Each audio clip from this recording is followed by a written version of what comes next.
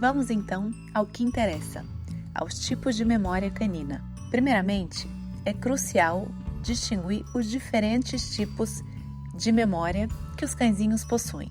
Na realidade, elas são bem diferentes das nossas memórias, viu? E claro, existem aqueles cãezinhos esquecidos, tipo, eu sou esquecida. Existem aqueles mascotinhos que parece que não esquecem nunca de nada, que tem tudo na ponta da língua. Sabe como é? O famoso jeito de ser, que a gente tem e que eles também têm. Basicamente, a gente pode dividir a memória em duas categorias principais: a memória de curto prazo e a memória de longo prazo. A memória de curto prazo, ela é bastante transitória, durando apenas alguns minutos. É o tipo de memória que permite ao seu cãozinho lembrar onde a bola caiu ou o local exato onde um petisco foi escondido. Aliás, quando a gente fala em petisco, né? Com certeza eles vão saber muito bem onde esse petisco está escondido, onde eles colocaram esse petisco. Ainda mais se for o Dindis aqui em casa, quando a pança, sabe, fala sempre mais alto, com certeza ele vai se lembrar. Já aquela conhecida como a memória de longo prazo é mais permanente e se divide em memória episódica, trazendo lembranças de eventos específicos, e memória implícita, que envolve habilidades e rotinas aprendidas. Então aqui vale a gente falar, por exemplo, da questão do adestramento. Ele está englobado aonde? Na memória de longo prazo.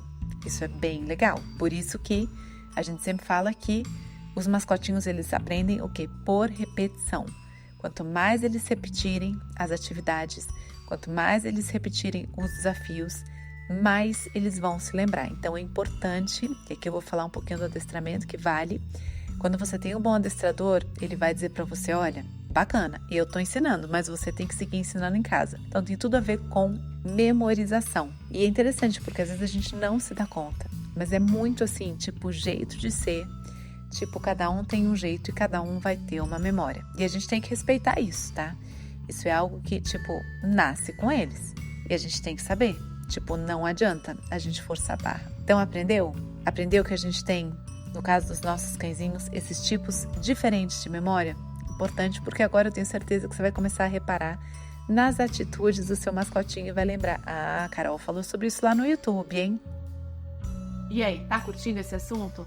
Eu até comentei que minha memória depois do Covid ficou ruim, sabia? E esses mascotinhos aqui, esses babies, também têm a tal da memória curta, mas eles também têm a memória longa, como você tá percebendo, né?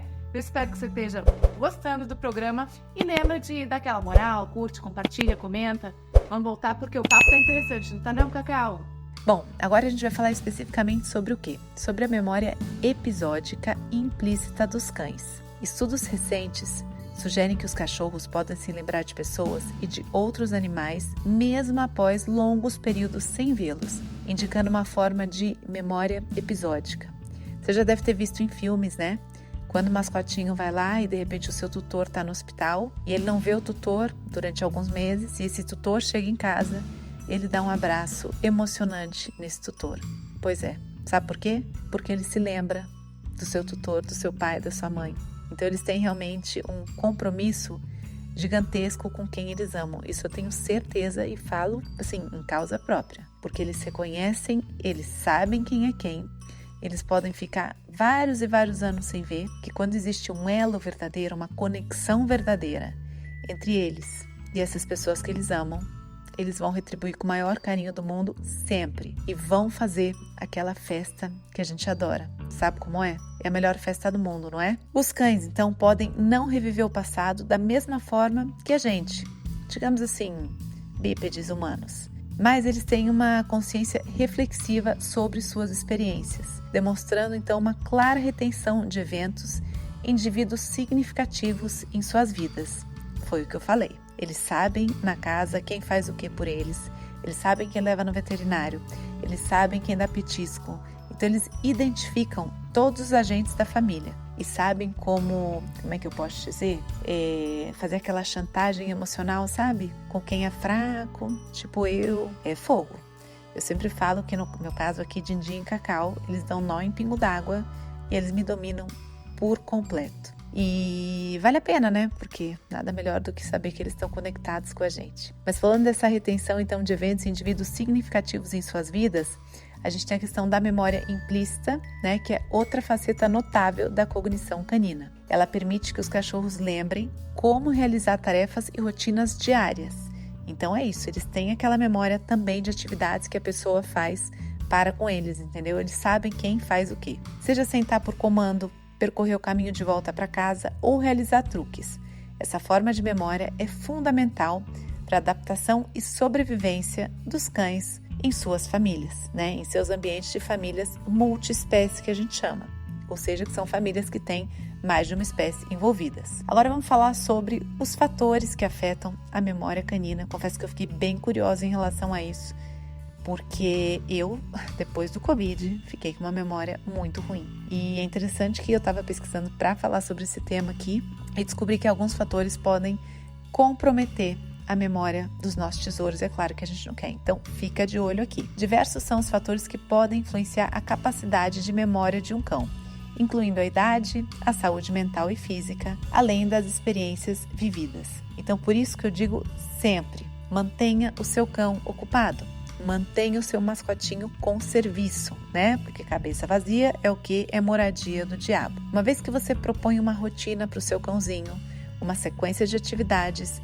ele vai se sentir o quê? Seguro. Ele vai saber que ele tem coisas para fazer e ele vai corresponder. Então, esse dia a dia é o que mantém o seu pet no eixo, é o que mantém o seu pet no prumo. Isso cabe a quem?